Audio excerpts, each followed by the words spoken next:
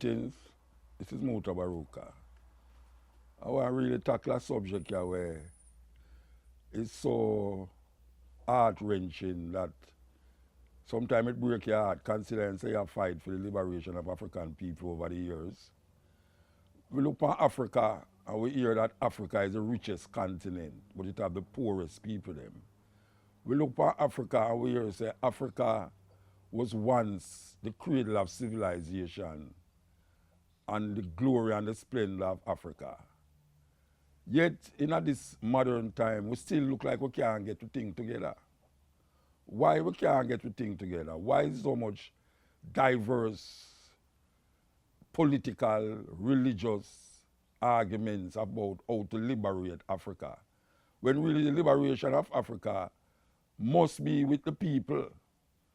But when we look at Africa today, when we look on the leaders of today, we recognize that you can't hardly find a leader if you can't find any that is representing the people, the majority of the people, so to speak. Because most of these leaders was educated in Europe. Most of these leaders have a European outlook. They do have a Pan-African outlook. Their liberation for Africa is embedded in what they learned in Oxford and Harvard and Cambridge and all these things. So you find a whole heap of them, after gaining their education, them go back to Africa and then go into the political system and then become presidents or prime ministers. And they have the same thinking that the slave master have for Africa. How can you free Africa with the slave master ideology, philosophy, religion? How can you say you want to free Africa when most of the things that cause Africa to be in this degradation is the same education you get from the same man who enslaved your ancestors and is still enslaving us? We need some leaders who can lead the people, because we don't want to hear that the people lead and the leaders have to follow, because that sometimes leads to some devastating effect upon the population and upon the country.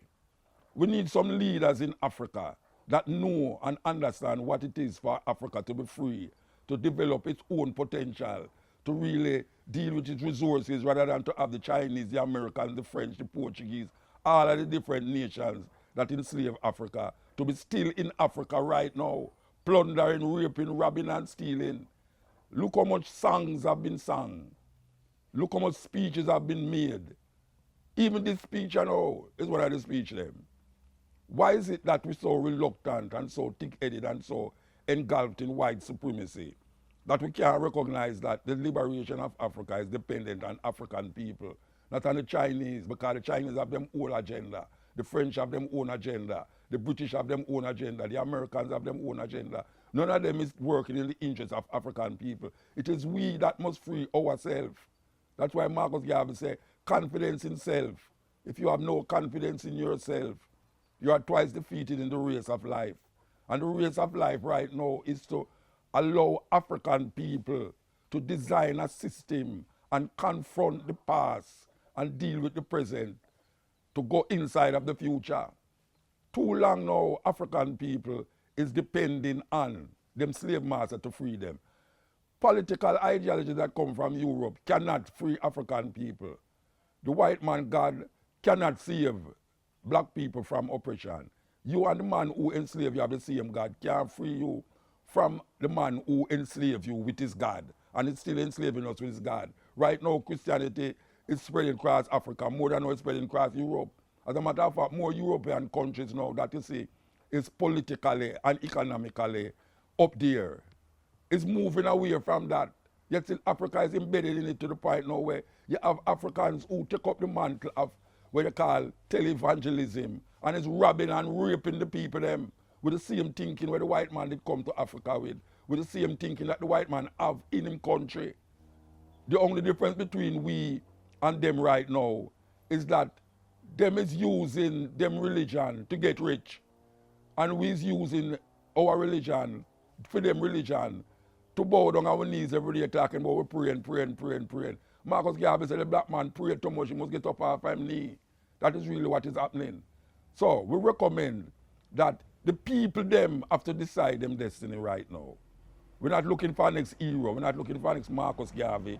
We're not looking for next Kwame Nkrumah. We're not looking for no other leader right now. We the people, must lead. And if the people lead, the leaders must follow.